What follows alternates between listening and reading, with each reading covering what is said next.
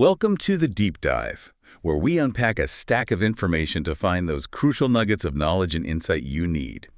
Today, we're plunging into Jane Austen's timeless classic, Pride and Prejudice. Ah, yes.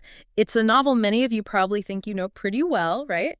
But Hmm. our mission today is to go beyond the surface, beyond just the beloved romance. Mhm. We want to expose some of the maybe surprising facts and the subtle dynamics that really make it so enduring, especially in those crucial early chapters. Right? We're kind of asking, can true understanding ever really overcome, the ingrained biases of society and even our own minds? Or are we sort of forever trapped by our first impressions? Exactly. That's the core question. We've sifted through some fascinating excerpts, notes, observations, really trying to help you grasp what's truly important here. Offering a bit of a shortcut, yeah. A shortcut to being well-informed about the, let's face it, intricate world of the Bennets. Hmm. So let's navigate the social dance and the surprising revelations within this classic. Okay, so our journey begins with this singular, almost overwhelming focus for the Bennet family marriage. Absolutely. Mrs. Bennet, especially with her famously poor nerves, she is utterly consumed by the prospect of getting husbands for her 5 daughters. And you have to remember, this isn't just like a personal obsession for Mrs. Bennet. I mean, it is, but it's also a stark economic reality for women in this era. There wasn't much else for them. A really good point. So the arrival of Mr. Bingley, described as a single man of large fortune, 4,000 or 5,000 a year, which was huge, Huge money. Yeah. at Netherfield immediately sets her, well, desperate plan into motion. Yeah. And we see Mr. Bennet often responding with that typical dry wit of his. Oh, I love his lines. Right, like his playful suggestion that maybe his wife should go visit Bingley herself, calling her as handsome as any of them. Classic Mr. Bennet. So the stage is set, Mm-hmm. and then at that very first public assembly, that ball, Mm-hmm, the Meryton Ball. we meet Mr. Darcy. And the sparks, or maybe the initial disdain, truly begin to fly. Definitely disdain at first. While Mr. Bingley dances twice with Jane Bennet, openly showing admiration, calling her quite beautiful, Very charming, very open. Mr. Darcy delivers his infamous line about Elizabeth. He says she is, quote, tolerable, but not handsome enough to tempt me. Ouch. Ouch is right. And Elizabeth, who's got this quick wit, this lively disposition, she overhears it. And she finds him instantly disagreeable. Can't blame her, really. No, not at all. And the scene, it just perfectly illustrates how Austen sets up these immediate, really powerful judgments. Right away. And it's not just about, superficial observation. It's about how easily outward conduct, whether it's Darcy's proud silence or Bingley's sort of easygoing nature, can be misread. And then gossip compounds it. Exactly. Gossip, rumor. Mrs. Bennet, for instance, immediately writes Darcy off. Yeah. He's a most disagreeable, horrid man, full stop. And tells Lizzie she doesn't lose much by not suiting his fancy. Yeah. And even Jane, who's known for seeing the good in absolutely everyone, she struggles later, doesn't she? Trying to reconcile the very different stories about Darcy and Wickham. It shows how deep those first impressions can run. And it's not just Darcy who's making these impressions or having them made about him. We're also introduced to Bingley's sisters, Mrs. Hurst and Miss Bingley, Oh, yes. The sisters. described as proud and conceited, Yeah. spending more than they ought, and entitled to think well of themselves and meanly of others. Pretty harsh description. It really is. And they instantly show this disdain for Elizabeth, especially when she arrives at Netherfield after walking through the mud. Remember that? With the dirty petticoat, they make comments about her appearance. They do. But what's intriguing, as you said, is that Mr. Darcy, despite his earlier insult, he actually comments that Miss Elizabeth Bennet looked remarkably well. Which is a little hint, maybe. Something unexpected. It's a crucial early hint. It suggests his character is, well, more complex than that first impression suggests, or at least more complex than what others are saying about him. It challenges us, the reader, Yeah. right, to look beyond the surface. Exactly. Much like Elizabeth herself is eventually forced to do. And you also see Elizabeth's sharp mind working right there at Netherfield. When she challenges him. Yeah, when she challenges Darcy on what an accomplished woman truly means. She pushes him. And he has to admit it includes improvement of her mind by extensive reading. Something Miss Bingley, who's trying so hard to impress Darcy, seems to completely overlook in her own sort of performance of accomplishment. It's wonderfully ironic, isn't it? Okay, so just as things seem to be, deepening between Bingley and Jane, a rather, let's say, unwelcome guest arrives at Longbourn. Uh-huh. Enter Mr. Collins. Mr. Collins. Yeah. He's the Bennet daughter's cousin, and crucially, the heir to their entailed estate. Which is a huge deal. That entailment means the property, the family home, everything. It bypasses the daughters because they're female. Passes to him, the closest male relative. So their financial security is genuinely threatened. Precisely. And he arrives with this very specific design, as the book says. He plans to marry one of the Bennet girls. Kind of as atonement, right, for inheriting their father's property away from them. Yes, though atonement might be giving him too much credit. Mr. Collins embodies a totally different kind of pride than Darcy's. It's not reserved hauteur, it's wow. Pompousness. Exactly. Remarkable self-conceit, the narrator tells us. Largely unassisted by education or society, he's just full of himself. And constantly praising his patroness, Lady Catherine de Bourgh. Oh, endlessly. Yeah. Eloquent in her praise, describing her as exceptionally affable and condescending, which he means as compliments. It's incredible. And he actually considers his proposal of matrimony to Elizabeth to be generous and disinterested. It's astounding, isn't it, given how transparent his motives are. He needs a wife, they need security. Lady Catherine told him to marry. It's all very calculated. And Elizabeth's rejection, it's immediate and quite firm. Absolutely. She basically tells him, look, I wish you very happy and very rich, and by refusing your hand, I do all in my power to prevent your being otherwise. It's a polite but definite shutdown. Mrs. Bennet is absolutely furious, of course. Wants to disown her. Oh, completely beside herself. But Mr. Bennet, again, humorously supports Elizabeth. That famous line. Your mother will never see you again if you do not marry Mr. Collins, and I will never see you again if you do. Brilliant. Just perfect. But this moment, Elizabeth's rejection, it's pivotal because Mr. Collins almost immediately pivots. Wastes no time. No.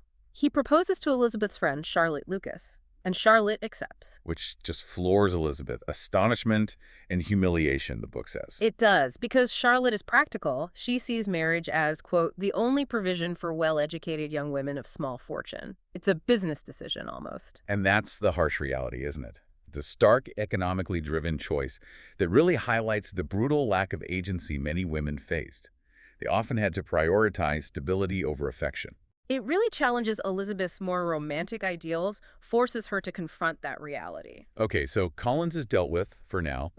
But speaking of compelling narratives, then comes the dashing Mr. Wickham. Ah, Mr. Wickham, smooth operator. Totally. He immediately charms Elizabeth. He has a fine countenance, a good figure, and very pleasing address. He looks the part. And he knows how to use it. He confides in Elizabeth, tells her this sob story about Mr. Darcy. Right, that Darcy unjustly denied him an inheritance, a church living, that was promised by Darcy's own late father. Paints Darcy as cruel and jealous. And Elizabeth, who's already predisposed to dislike Darcy. Thanks to that tolerable comment and his general aloofness. She readily believes Wickham. It just fits the picture she already has. She quickly decides Darcy must be truly an ill-tempered man. It's quite striking, isn't it, to see how quickly Elizabeth, despite her intelligence or perceptiveness, she falls prey to Wickham's manipulations. Yes, she does. She sees Darcy's cold manner, his perceived haughtiness, as basically confirmation of Wickham's story. It feeds her existing prejudice. And this all comes to a head, really, with Darcy's shocking first proposal. Shocking is the word. He turns up at Hunsford Parsonage, where she's visiting Charlotte and Mr. Collins. And confesses his love for her. But how does he phrase it? Despite her inferiority, despite her terrible connections. It's possibly the worst proposal in literature. Against my will, against my reason, and even against my character. Not exactly smooth. And Elizabeth, still furious about Wickham's story and also blaming Darcy for Bingley suddenly leaving Netherfield and breaking Jane's heart. She just lets him have it, furiously rejects him, accuses him of ruining her sister's happiness and, of course, of cruelty towards Wickham. It's a total clash. Just raw emotion and misunderstanding on both sides. Completely. But then, the morning after, Darcy finds her walking and hands her a letter. The letter. This changes everything. It absolutely does. It completely shatters her understanding of, well, pretty much everyone involved. He lays it all out. He reveals Wickham's true character. Yeah, a profligate gambler, deeply in debt, who actually tried to elope with Darcy's much younger sister, Georgiana, purely for her massive fortune. Which is horrifying. Utterly. And Darcy also explains why he separated Jane and Bingley. He genuinely perceived Jane's feelings as indifferent. Too reserved, maybe. And he was worried about the impropriety of conduct of the rest of the Bennet family, especially at that Netherfield ball. Thinking of Mrs. Bennet's behavior, Mary singing Mr. Collins. You can kind of see his point, even if it was harsh. So this letter, it's a profound aha moment for Elizabeth, right? Hugely profound. She realizes, and the quote is perfect, how unjustly she had condemned and upbraided him. The penny drops. Massively. Her anger shifts. It goes from Darcy towards herself. She feels shame, deep shame, not just for her misjudgment, but also for her family's conduct. And realizes Jane's disappointment had in fact been the work of her nearest relations. That must have been painful. Incredibly painful. You really witness here the impact of self-reflection, the difficult process of challenging your own deeply held beliefs. It's a real intellectual and emotional awakening for her. But just as Elizabeth is processing all this, more drama, the family is then plunged into utter disgrace. Yes, Lydia, the youngest Bennet daughter, barely 16. Elopes with Wickham, the very man Darcy exposed as a fortune hunter and gambler. Exactly. Mr. Bennet is deeply affected, maybe finally realizing his own neglect played a part. Mrs. Bennet is just in hysterics. Blaming everyone but herself, naturally, Right. for her unguarded and imprudent daughter. And this really brings up that important question again, doesn't it? How much are individuals responsible for their own actions versus, the influence of their upbringing, their environment? It seems Austen is pointing a finger at the parents here, too. Definitely.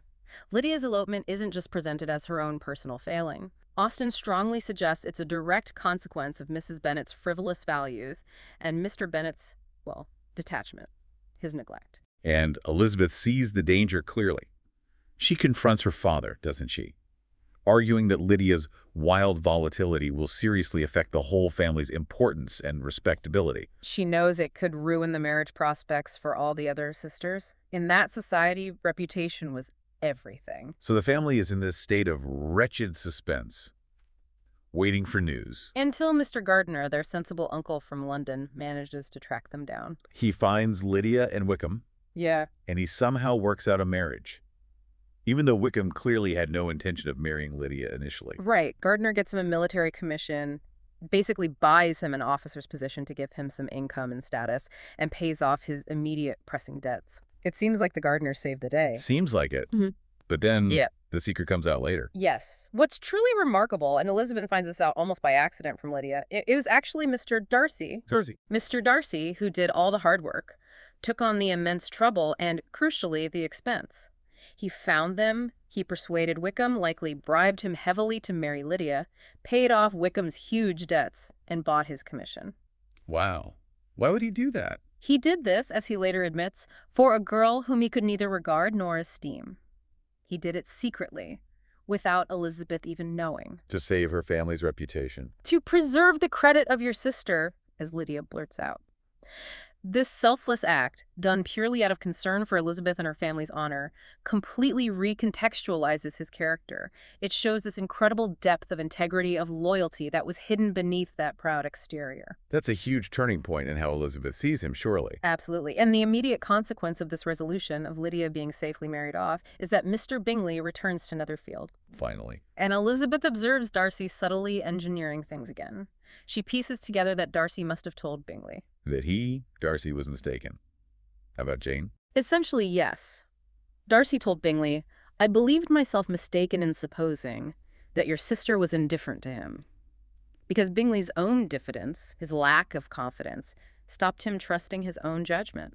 But Darcy's reliance on mine, meaning Elizabeth's earlier defense of Jane's feelings, made everything easy. So Darcy smooths the path, and Jane's happiness is finally secured. Bingley proposes. Happy ending for Jane. But there's one more hurdle for Elizabeth and Darcy. Oh, yes. The ultimate test. Lady Catherine de Bourgh. Darcy's formidable aunt. She hears rumors of an engagement between Darcy and Elizabeth. And descends upon Longbourn like a storm cloud. She confronts Elizabeth, demanding she promise never to enter into such an engagement.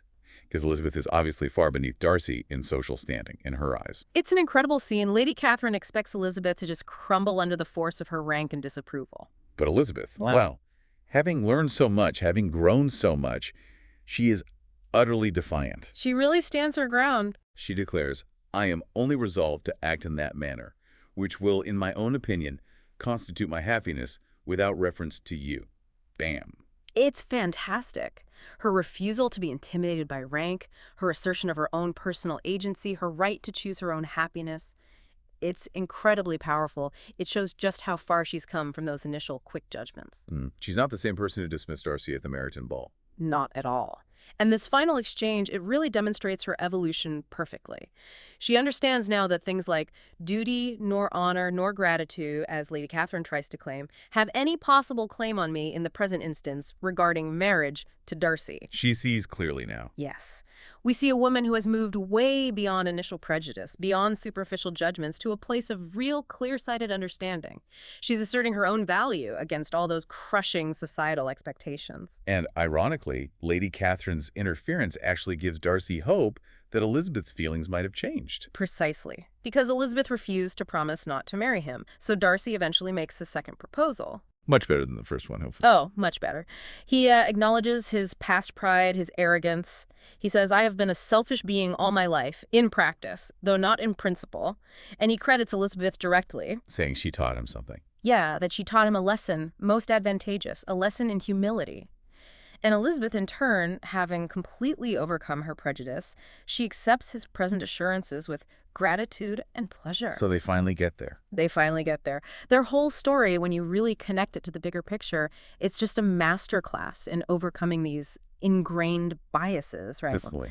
It's this journey from arrogance and misconception on both sides, really, to humility and genuine, profound understanding. It shows that true worth, true affection, it can only be recognized when we manage to strip away the appearances and the societal pressures. So we've navigated this really complex web of relationships, societal expectations, and Pride and Prejudice. We went from those potent first impressions Which were often wrong. to these surprising, character-defining revelations later on. What started with that simple, maybe even frantic focus on finding a husband Evolved into something much deeper, a real exploration of character, prejudice, personal growth, self-awareness. That's right. You've seen how easily we, like the characters, can be misled by outward charm, like Wickham's, or how quickly we can judge based on, limited information or family reputation or just someone being quiet in a corner. But you also see the incredible transformative power of self-reflection, that willingness Elizabeth develops to challenge her own assumptions. Austen really challenges us, the readers, to look beyond the immediate, too. So as you reflect on this deep dive, maybe consider this. How often do you let your own initial impressions, or maybe the loud opinions of others around you, prevent you from truly understanding a situation or a person? Yeah. What if, like Elizabeth eventually does, you allowed yourself that humility, the space to re-examine what you think you know?